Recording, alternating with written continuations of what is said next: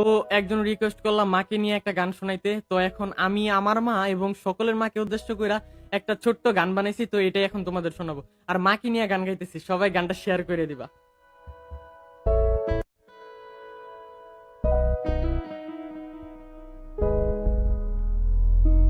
মা, তুমি ছেড়ে আমায় যেও না, তুমি জান্নাতের ঠিকানা।